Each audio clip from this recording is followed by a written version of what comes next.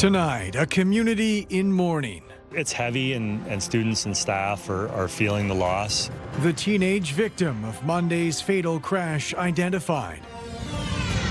Plus, tiny hope becomes a reality. To see it come to fruition, it's just priceless. Move-in day in St. Thomas for an affordable housing program. And Safe Harbor. We want a customized approach for each individual person. The new London clinic helping young people overcome adversity.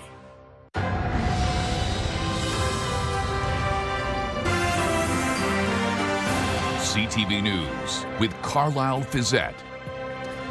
Good evening. Thanks for joining us. Preparations are underway north of London for a vigil tonight, honoring the memory of a Medway High School student who was killed in a car crash this week.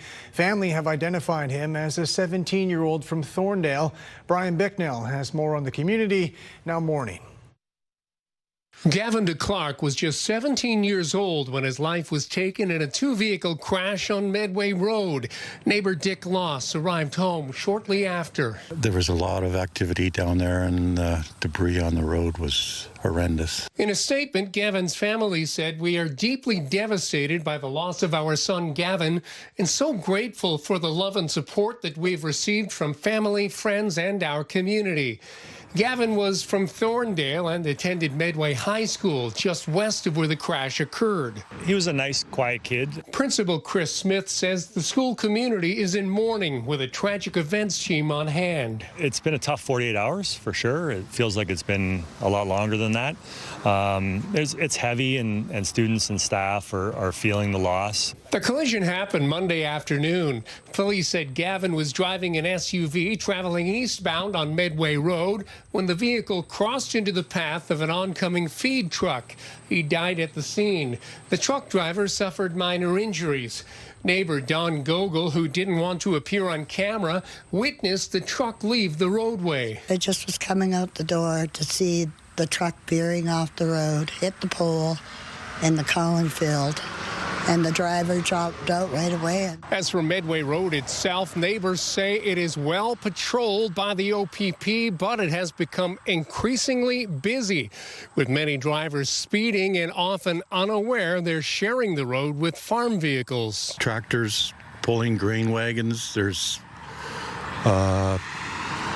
large spray equipment, lots of farm equipment that is very apparent during harvest. In the meantime, all that's left of the crash are the marks from the two vehicles involved and this memorial set up where the SUV came to rest. Sad for the family, and we've actually, between my wife and myself, discussed that someday it's going to happen, and yeah, lo and behold, it did. Brian Bicknell, CTV News. The candlelight vigil is scheduled for 7:30 tonight at the Medway High School football field, and we'll have more on that event tonight on CTV News at 11. Meanwhile, OPP are investigating a fatal crash from earlier this week near St. Thomas. According to police, someone driving a pickup truck hit a pedestrian Monday morning on John Wise Line. They say the 17-year-old was rushed to hospital but did not survive. Police say the 57-year-old who hit the pedestrian was not hurt. Another sun-filled day across the region. Temperature is not quite as warm as it was over the past couple of days, into the upper teens in Midwestern Ontario and in London, coming in at 21 degrees this afternoon, sitting at 20 degrees with an easterly wind. We had a weak backdoor cold front come through, and that just brings a cool, refreshing air mass. They normally bring that Atlantic air back in. Doesn't bring showers and precipitation to southern Ontario, but just a shift in wind direction, which has resulted in a cooler day, but still plenty of sunshine. The upper ridge holding across the region, and that will be in play as we head into the day tomorrow. Tonight, skies will be mainly clear, really just a few clouds in and around the area. The temperature will dip into the single digits overnight, but at midnight we're at 10 degrees. Stay with us. I'll have all your local forecast details, and wait till you see the summer weekend that's on the way. Temperatures are set to hit the upper 20s once again. Carlyle, back to you. Thanks very much, Julie. A milestone day for the Tiny Hope Project in St. Thomas. The community's first residents are officially moved in. With more on today's excitement and the work still to do, here's Jerry DeWan. It's move-in day for 16 people who will occupy 10 tiny Hope units now ready to be lived in. Together, we are opening homes and building hope. Welcome to this chapter of affordable housing in our community. The Tiny Hope project was shepherded by the YWCA St. Thomas Elgin, Sanctuary Homes, and Doug Terry Homes. The Terry family has been building in the community for 7 decades, and it was clear this project had special significance for the company's president. Oh my God, tears. You know, it's been a long journey. Terry says as a member of the community, it was difficult to see so many people struggling to make ends meet. To see it come to fruition and know that we're making this type of a difference for people, I mean, it's just priceless. The project, which has 1, 2, and 3-bedroom units, also challenged builders to innovate to meet the needs of families. As a home builder, what we found challenging was putting all the regular big stuff into a little space. And so, again, creative problem solving, a great team of people, lots of volunteers working on this project. Rice says the project goes beyond giving people a place to live. It's going to be the supports and services that are tailored to the needs of each family and individual on this property to help them build that foundation, to help them create pathways to economic security, whether it's through training, employment, life skills development. We were asked not to show people moving into their units in order to protect their privacy, but signs welcoming them were posted on the doors of the units. There will be a total of 40 Tiny Hope units by the time the project is complete in June of 2026. Fundraising has purchased furnishings for 20 of the units, and the effort continues to furnish the rest. In St. Thomas, Jerry Dewan, CTV News. To the manslaughter trial at the London courthouse, the mother whose toddler died finished her testimony today, denying she did anything wrong to cause her young child's death. With more, here's Nick Paparella. Roseanne Vanderweel, the mother of Nathaniel McClellan, spent a total of 8 days on the stand testifying at the manslaughter trial of the woman who babysat her 15-month-old son. 7 of the days were under cross-examination from defense lawyer Jeff Snow. As he wrapped up, he pointed the finger at Vanderweel, suggesting she caused the head injury that led to the death of Nathaniel in October of 2015. Snow said that after he was struck by a steel door the night before being dropped off at the home of the babysitter, 46-year-old Megan Van Hoof, the mother was trying to deflect blame to the accused. She responded, "Megan told me he fell and hit his head with her." The defense suggested that Vanderweel was trying to influence police and doctors to make the accused look guilty. And she said, "For me, the whole process is not about Megan. For me, I did everything because I loved my son, and that's why I did all of this." She continued, "The focus is I wanted to know what happened to my son." Nathaniel died in hospital after being picked up from Van Hoof by Vanderweel. 6 years after the death in 2021, Van Hoof of Strathroy would eventually be charged with 1 count of manslaughter and has pled not guilty. The Crown's case resumes on Thursday. Nick Paparella, CTV News. London police say they're looking for a suspect accused of sexual assault. According to police, a woman got into a rideshare early Sunday morning on Richmond Row with a man she did not know. Police say they got out together near Wonderland and Westminster Drive, where the suspect assaulted her.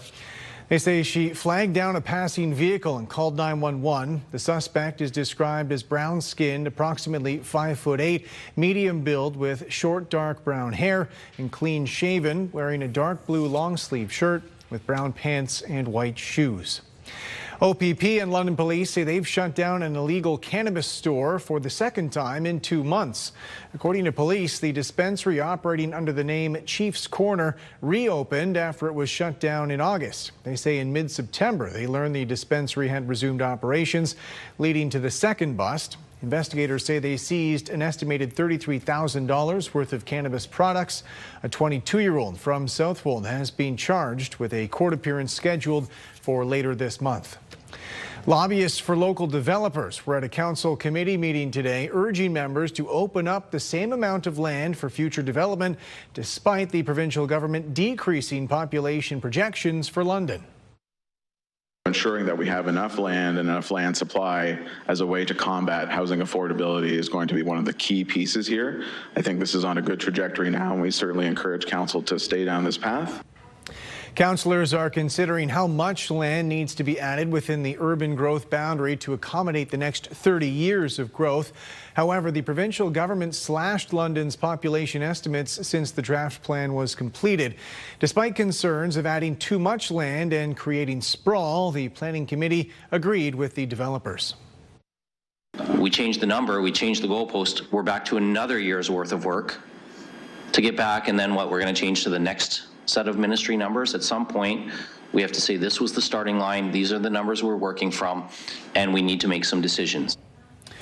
There was thick black smoke over Goderich this afternoon from a trailer park fire. Local firefighters say the flames originated from an RV kitchen at Lake Huron Resort just north of Goderich. They say the fire was quickly extinguished and no injuries have been reported, but there's serious damage to the trailer plus others nearby. A Starbucks just outside Montreal became a crime scene today. Gunfire rang out, killing one person and wounding two others. Geneviève Beauchemin reports. Police have set up a massive perimeter here as they try to unravel exactly what happened this morning at 10:34. They say that that's when shots rang out inside the Starbucks, that coffee shop that presumably would have been at quite a busy time there this morning. They're interviewing witnesses, trying to determine how this unfolded. Here's what they had to say about the victims. At this moment, there's a man that's deceased. It's a man in his 40s. And there are two people that are injured right now, but we don't fear for their lives in this moment. Police want confirmed multiple reports that this was a man nicknamed Bobby the Greek, an influential member of organized crime here on the North Shore of Montreal. The Quebec Public Security Minister in Quebec City said today that he does not believe that there were innocent victims here. An innocent victim, he said, was someone just grabbing a coffee at that exact time. But as I've said, this is a massive police investigation and it's ongoing. Geneviève Beauchemin, CTV News, Laval, Quebec. A new clinic is open in London offering support for young people living with eating disorders. With more on the services available and the people providing them, here's Rita Ismail. Welcome to the harbor. This is a safe place. It's a new clinic with a clear mission, helping students and young adults navigate the often stormy waters of eating disorders. Is a multidisciplinary approach to set up a team approach for each person, because often someone would be put into a program and it doesn't work for them. Why? Because one size does not fit all. They withdraw. We want a customized approach for each individual person, and that hasn't been done before. Launched by the Eating Disorders Foundation of Canada, the clinic offers not just clinical treatment, but mentorship, community, and support rooted in lived experience. It's not just about the food. There's so much more. It's the tip of the iceberg. And yet when we look at the concept of eating disorders and the fact that it is truly a mental illness, and it's one that has not been given enough attention. So we'll have individuals who have disordered eating thoughts, and they have no idea that they're even in this situation until it's extreme. Designed with collaboration in mind, the Harbour is working closely with Western University and Fanshawe College to reach students who may be struggling in silence. It's designed for the students. So when you emerge from age 14, 15, 16, you leave home, you come to school, there's a whole transition period, and that's a time where eating disorders surface. Funded partially by donations, Harbour Clinic has met with 40 patients since opening last year and is already seeing a growing demand. We are in great need for donors to see the incredible purpose and need for this here in London. To support its work, the clinic is hosting a benefit concert October 30th at London Music Hall. Rita Ismail, CTV News. The casino at Sarnia's Hiawatha Horse Park is closing. The provincial government is terminating the Gateway Casino's lease. The slots will be shut down by March 31st next year, and up to 100 jobs will be lost. The provincial government had allowed the machines back at the track in January 2020 to supplement financial struggles in the horse racing industry. The Fall Dream Lottery kicks off this weekend. For more on the campaign, the prizes up for grabs, and the causes this all supports, we're joined live by Rita Ismail. Rita, over to you. Carlyle, that's right. We're live inside of one of 2 spectacular homes here in London, a part of the Dream Home Lottery, which kicks off today, and you can walk through these doors over the weekend. I'm joined by the CEO and president of the Children's Health Foundation, Scott Fortnum. Thank you so much for having us tonight. I have been through a number of these homes throughout the years, and they are just so beautiful. Tell us a little bit about what else is new this year. Well, we've got the 2 homes. You got your choice of one of the 2 homes and $100,000. These West Haven homes are gorgeous, especially the view out back there and the space in the other one. We've got the Making a Difference calendar is going to be every day of the year for next year. So you've got a chance every day to win. Yes. We've got the loyalty deadline coming up. Get your tickets by the loyalty deadline, and you will have the chance to win $52,000, $1,000 a week. And we've got the in December a vacation every day of the month. It's just so many good prizes, so many amazing things for people. Yeah, lots of ways to win, and of course you can't win if you don't play. That's a slogan. Yeah. And the best part about all of this, Scott, is that the money goes right back into the community, and we've all used the hospitals here. It does. $65 million since 1996, supporting St. Joseph's, London Health Sciences, and Children's Hospital. And it supports all sorts of programs and activities, research, equipment. In our case, we're looking at, in our NICU as an example, we need to buy 4 new Giraffe Omni beds this year at $70,000 each. We're looking at a portable x-ray machine that brings the x-ray to the child rather than taking the child to the x-ray, $200,000. So the money raised from Dream Lottery, whether you're buying your ticket anywhere in our region, it's making a difference, and you know somebody who's been impacted. For sure. We all know someone who's been impacted. And lastly, how can folks get their hands on the ticket? Dreamitvwinit.ca, or come visit one of the houses. They're right across the road from each other. Come on the weekend, buy your tickets here, take a look around, and imagine living in this spectacular space. It would be or quite... taking the $1 million. You know what? I'm going to sit on it. I'm going to think about it. It is absolutely gorgeous in here. Thank you so much, Scott. I'm going to throw it back to you in the newsroom. Remember, this house and the one across the street are open for viewing this weekend starting at noon on Saturday. Carlyle? Rita, thanks very much. Coming up, it's the Tee Up. We check in on the top local sports stories with Brent Lail, including a big week for the local curling scene. That's next on CTV News at 6.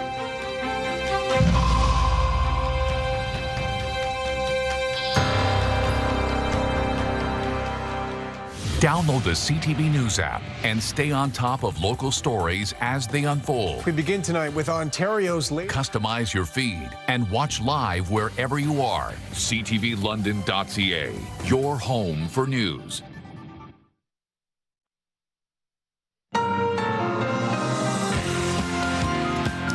Welcome back. It's the Tee Up with Brent Lail, and it's still very early days here, Brent, but London Knights fans aren't used to seeing their team at the bottom of the standings like this. Yeah, it's only 4 games so far, Carlyle, and they're still getting players back from NHL training camps, but they only have 7 goals through the first 4 games.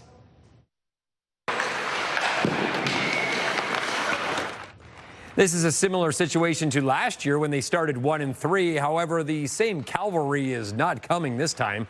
They did get 6 NHL drafted players back this week, but they'll still need practice time to build chemistry.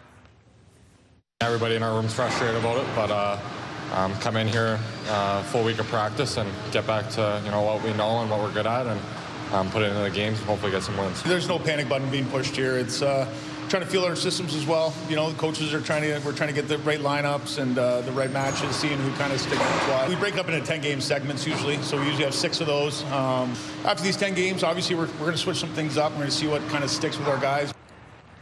Big news for the local cycling community, Brent. Reopening announced for the Forest City Velodrome. I think this venue has 9 lives, Carlyle. Built 20 years ago, they were set to shut their doors again. However, they have found a new anonymous partnering sponsor who allows the facilities to remain open once again. Ready, that's it.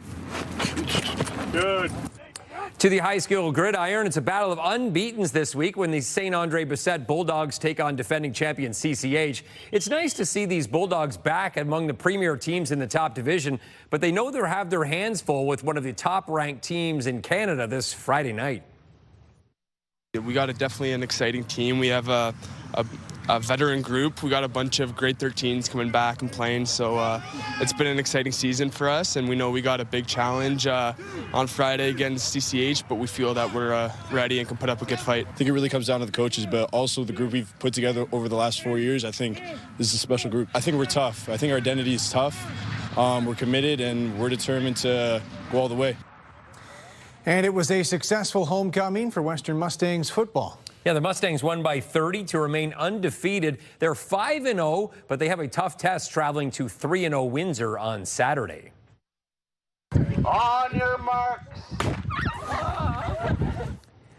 More than 4,000 Catholic elementary students are competing this week in the annual cross-country meet. Some action from the grade 6 girls event. There's Sophie Rosenberg from Matthews Hall coming in taking the 1.8-kilometer race. On the boys' side, here's her classmate Hudson Trafford winning his event. It's an historic meet which has taken place since the mid-60s. It's very exciting. We love having it here. It's all enclosed. The students have a little bit of a challenge with the terrain out in the field there. The aim of the recreation program is to provide opportunities for as many students as possible. These grade 7 and 8 students have been running and training during their phys ed classes, and this is a showcase for them to show how well they've trained. And finally, Brent, a huge week for local curling fans packing the Western Fair Sports Center. Yeah, the Grand Slam of curling was a huge success. 2 local curlers captured championships in their hometown. Next up for the organizers, a bid for one of Canada's biggest events. Rachel Holman is victorious. After a successful Grand Slam, London's curling community has big dreams. We're going to take a breather. We got 200 tired volunteers, but we got the Canadian Club Curling Championship in St. Thomas in November of 2026, so that's exciting. And then I think, what do they call that, the Olympic trials? I think that will be our next bid that we'll try to get. London curler Sarah Wilkes, the lead for Team Homan, who won this week's AMJ Masters, believes her hometown would be a great host for an Olympic trials. London is such a good sports city. They've hosted so many national and international events before. So I think any sort of event like that, the host committee would do an incredible job. Despite competing against other major sporting events on television this week, curling fans made the AMJ Masters a big success. We wanted 200,000 in ticket sales, and we got 230,000. So with the Ryder Cup and the Blue Jays and everything going on, we're pretty happy with that number. And Wilkes wasn't the only hometown champ. For the first time, wheelchair curling was included in a Grand Slam, and Londoner Mark Idison won. It was incredibly monumental for wheelchair curling to be part of the Grand Slam, and to have Great Britain and Italy there was really cool, and to actually win it in my hometown was pretty special. He's set to compete in this winter's Paralympic Games in Italy. We only get really exposure every 4 years during the Paralympic year, so to play in front of big crowds on arena ice is really good preparation, especially leading into Cortina. Brent Lale, CTV News. Back on the desk now with Julie Atchison. And Julie, it's Wednesday, so we can start to get a pretty good idea of how this weekend is shaping up. And talking off air, it sounds like it's basically going to be midsummer in October?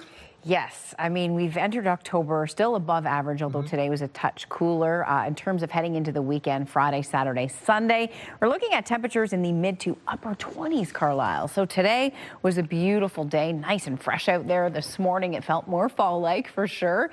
We hit 21 degrees this afternoon and single-digit temperatures last night. A repeat tonight, skies will be mainly clear. As you look across the country, there's some active weather moving across the southern prairies. They've had some record-breaking heat as well into parts of southern Manitoba and Saskatchewan, although temperatures have cooled off a bit. Still tracking a couple hurricanes out in the Atlantic.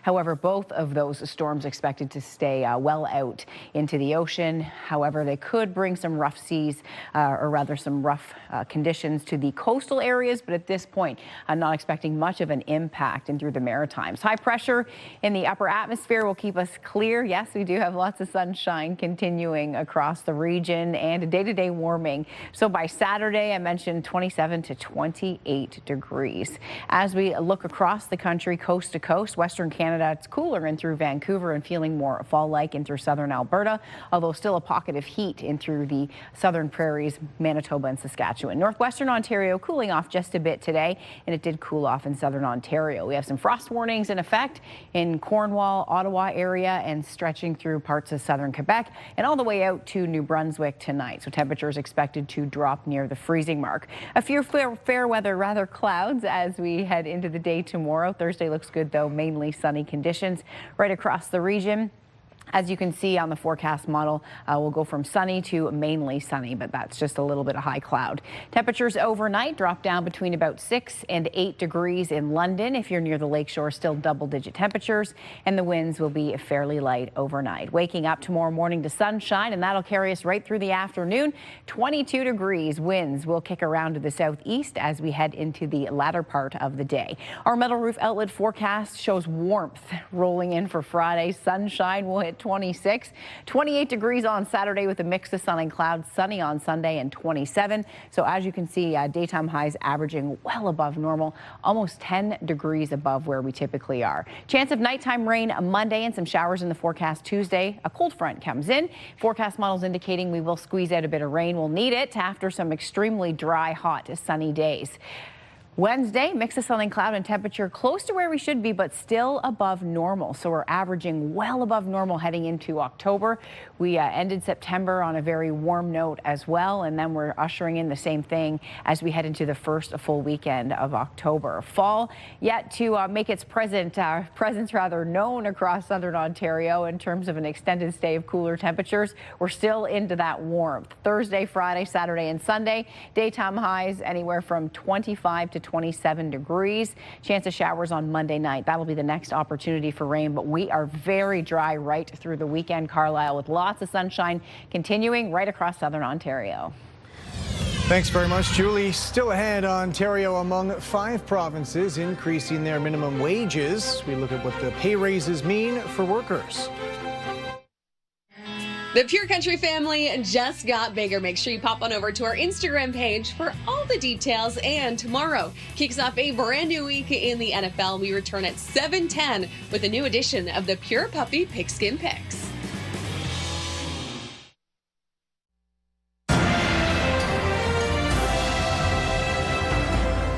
Striking postal workers took their picket lines to MP offices across the country today, including rallies in our region. With more on their message in the midst of their job action, here's Scott Miller. Pamela Morin and her fellow postal workers are taking their fight for job security and the future of Canada Post to MPs' offices across the country today. The statement is, this is our post office. We believe in the public service for everybody, and we are willing to be out here so that we can have that service for everybody. Canada Post's 55,000 unionized employees have been off the job since Friday, one day after the federal government proposed a path forward for Canada Post that would see the end of door-to-door mail delivery and an end to the moratorium on rural post office closures. If you go out west, into the prairies, you might have a small rural post office, and that's the only federal infrastructure they have left in that town for 100, 200, 300-kilometer radius, right? Even here in our small town of Godrich, we have rural communities, we have farmers, we have farmland that we need to get to. Canada Post workers have been without a contract for 2 years. They went on strike last December, but were ordered back to work by the federal government just before Christmas. Following the government's most recent plan for Canada Post that would see massive layoffs, employees have hit the picket line again. Make no mistake, this is the very same strike. We adhered to the government's request. We went back to work during the Christmas time. We continued to deliver to all the Canadians. Come May 25th of 2025, we had a right to come back on the strike line. Instead, we chose a job action of an overtime ban that lasted several months. Canada Post says you can't get blood from a stone. The company loses $10 million a day and has lost $5 billion since 2018. Canadians are using us less and less, but now as taxpayers, they're paying more and more for that. The minister said that needs to stop, and we wholeheartedly agree. So maybe everybody needs to start looking at the top and how did we mismanage this post office that badly to be where we are now? I mean, that's the way I look at it. Giordano says if Canada Post goes down, Canadians will pay more to send letters and packages. The moment we're out of the market, Amazon, Walmart, DHL, UPS, FedEx, all these big companies, they can charge you whatever you want. We're about 30%, in some cases 50% cheaper than our competitors because, again, we are a public service, not a for-profit business. While most mail has stopped being delivered by Canada Post, government support checks and live animals are still being shipped through Canada Post. In Goderich, Scott Miller, CTV News. Ontario's minimum wage increased today, a 2.3% bump to $17.60 an hour. With more on the impact for workers and the other provinces lifting the wage floor, here's Scott Hurst. Hundreds of thousands of workers will start to see more money rolling into their bank accounts. Of course, that is always appreciated, but particularly at a time where Canadians are still feeling a significant amount of pressure from the ongoing affordability crisis. 5 provinces are increasing their minimum wage as of today, October 1st. They include Ontario, Manitoba, Saskatchewan, Nova Scotia, and Prince Edward Island. In Ontario, the minimum wage is going up 40 cents to $17.60 per hour. According to the provincial government, that'll support more than 800,000 workers on average, putting more than $800 into your pockets every year. In Prince Edward Island and Nova Scotia, the minimum wage is going up to $16.50 per hour. In Manitoba, it's going up to $16 per hour. And in Saskatchewan, it's going up 35 cents to $15.35 per hour. Now, jurisdictions tie their hikes to consumer price index or have their own approach. Now, despite the boost in the minimum wage in these 5 provinces, affordability remains a huge concern. Really, affording a mortgage, buying groceries, or paying rent, all a huge strain for so many right now. And on top of that, more economic threats and hardship imposed by tariffs amid the ongoing trade war with the United States and the Trump administration. Now, according to a report from the Canadian Centre for Policy Alternatives published earlier this year, focusing on renters, which it points out makes up a third of households in Canada. People living in some major metropolitan cities like Toronto, Vancouver, and Ottawa, for example, would still need to earn more than double the new minimum wage to afford an average 2-bedroom rental apartment. And in a city like Halifax, you need to earn almost double the new minimum wage for the average 2-bedroom apartment to be considered affordable. Now, this really just highlights the ongoing strain for families to keep up with all their bills and, of course, to keep a roof over their head. Scott Hurst, CTV News, Toronto. Canada's first large-scale electric vehicle battery plant is getting closer to mass production. Officials with Nexstar Energy say they've completed construction on a $5 billion facility in Windsor. The plant is expected to create more than 2,000 jobs focused on producing battery cells and assembly operations. Those operations are expected to ramp up by the end of this year. Canada's main stock index entered record territory in late morning trading, helped by strength in the technology sector. The TSX is up 85 points. In New York, the Dow added 43. The Nasdaq rose 95. The Canadian dollar lost almost a tenth of a cent. On commodity markets, gold gained more than $24 an ounce. Oil fell about 60 cents a barrel.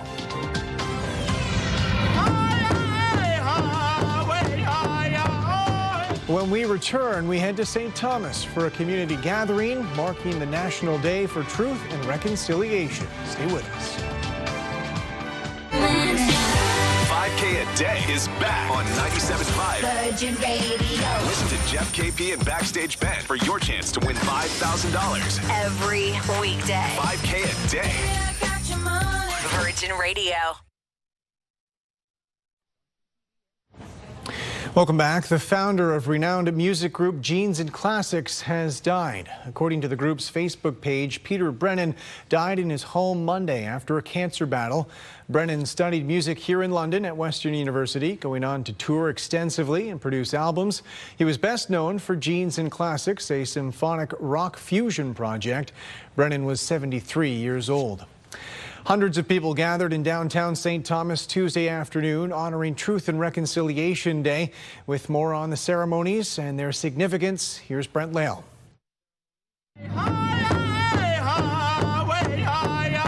My opinion, that's only my opinion, but that is the first step to truth and reconciliation, is ensuring that every Indigenous community has clean, safe drinking water. Chris Patriquin knows a lot about clean drinking water.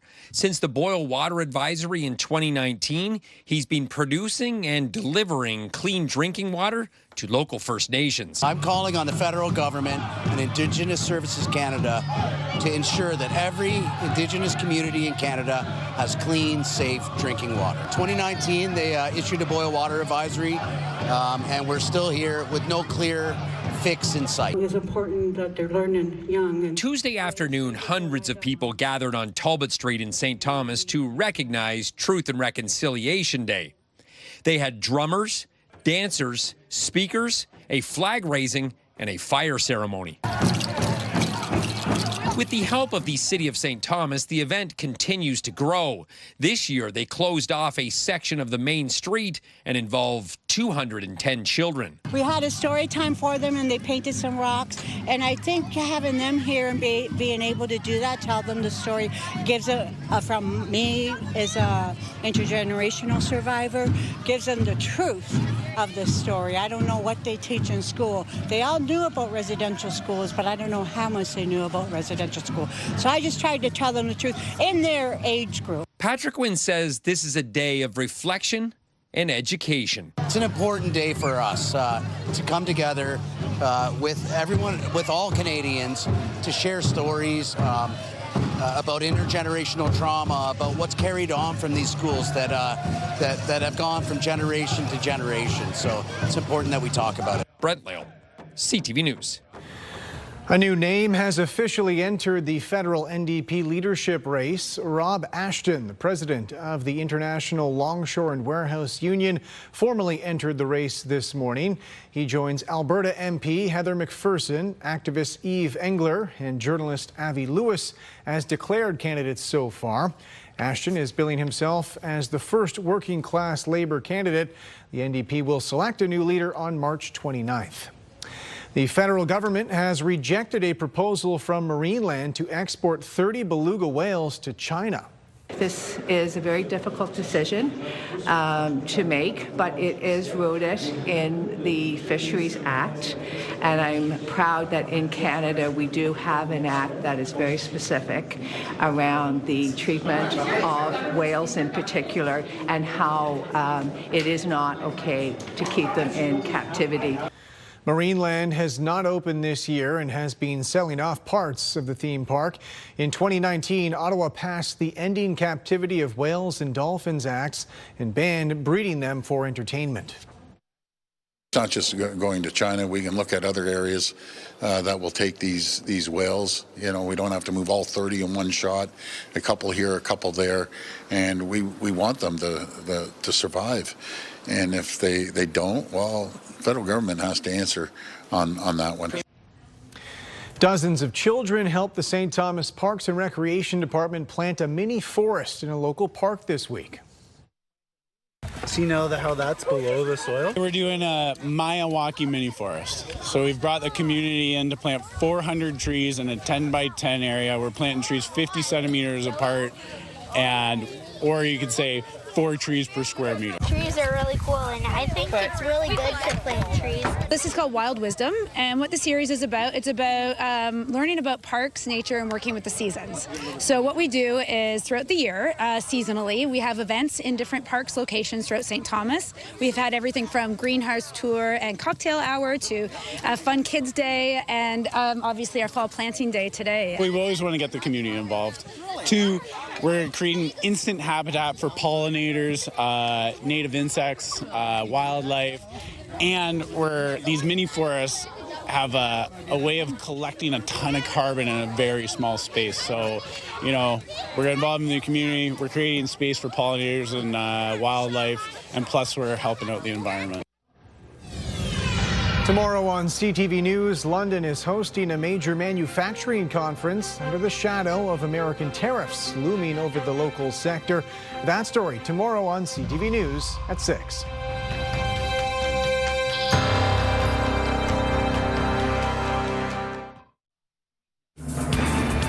Thank you to Peg Roth from London for sending this photo in. These are her grandkids, Aurora and Hannah, out and enjoying the beautiful weather. Sunshine continues heading into the weekend and heating up. It'll feel like midsummer as we move into Saturday and Sunday with temperatures in the upper 20s. Next opportunity for rain coming in Monday night and showers on Tuesday. The blame game is underway in Washington after U.S. politicians failed to avoid a government shutdown last night. Today, we're in the middle of the Schumer shutdown. The Democrats have caved in to the radical wing of the Democrat Party, caved in completely, abandoned the American people in the process. And why? Well, one of the reasons is Chuck Schumer wants to try to prove to somebody that he's more liberal than AOC. Republicans thought that they could barrel us into a shutdown because they didn't want to protect the health care of the American people. Well, now they've seen they can't bully us, they can't barrel us. They don't have the votes to push their partisan bill through that did nothing to protect American health care.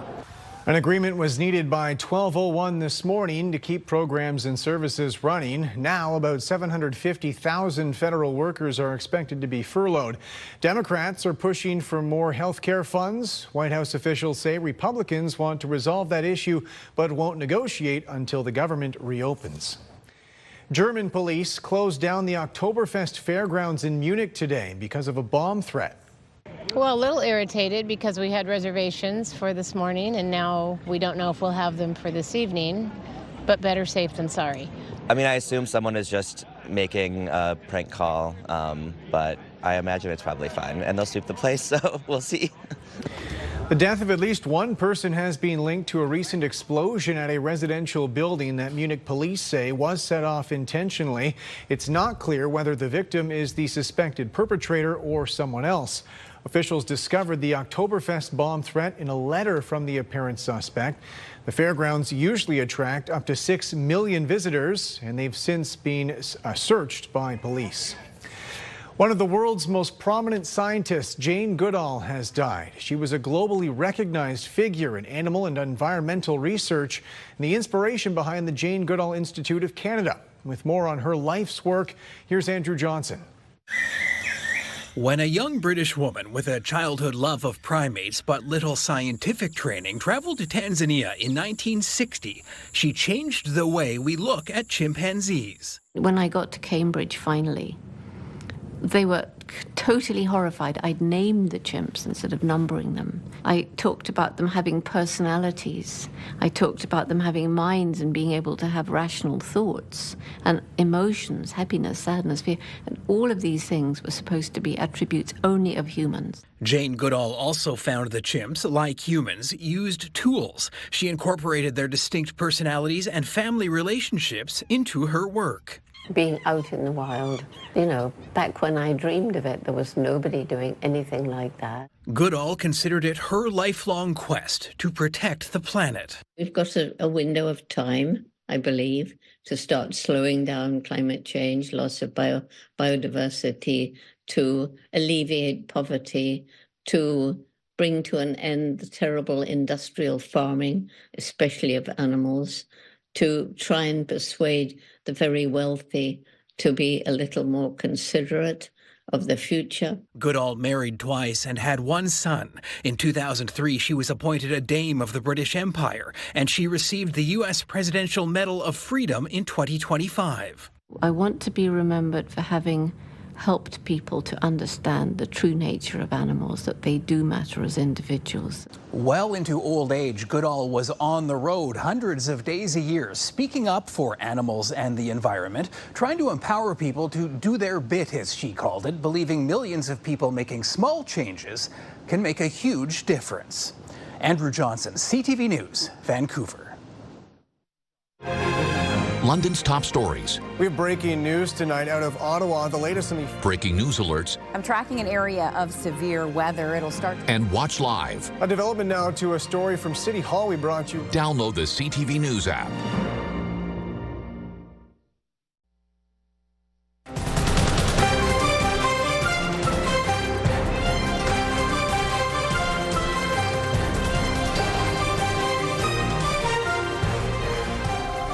Finally tonight, an apparent alligator spotting near Windsor. According to natural resources officials in Michigan, the reptile sighting is credible, photographed on Belle Isle. As Travis Fortnum reports, they're still waiting for visual confirmation, though.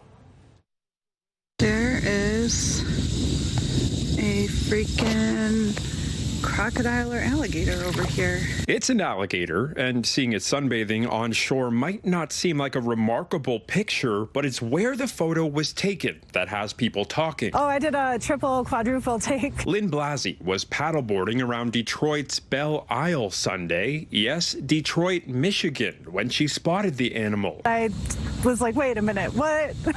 Only a few feet long, but definitely not native to the area. Okay, is there, like, does this alligator have a parent somewhere that is more of a threat? Blasey snapped a few pictures and a screenshot of the location off Dryker Trail. You can't see the exact spot from Windsor, but it's not far. She reported the sighting to Michigan's Department of Natural Resources. He was like, oh, you saw it too? A spokesperson for DNR tells CTV News, while no visual confirmation has been made by Department of Natural Resources personnel, a photo with geolocation data was obtained. The report is considered credible and consistent. Blasey's sighting actually wasn't the first. Park visitors reported a young reptile back in August, but state officials couldn't track it down. Now, with photo evidence, visitors are urged to be careful. Though the reported animal appears small, all wildlife can be dangerous and unpredictable. If you observe unusual wildlife activity, please report it immediately. It's a wonderful place to experience wildlife. Yeah. Yeah, and you really got a taste for that. I sure did. Travis Fortnum, CTV News. That's it for us. Thanks for watching. For your latest local headlines, you can always head to our website. I'm back tonight with your late news at 11. Bye for now.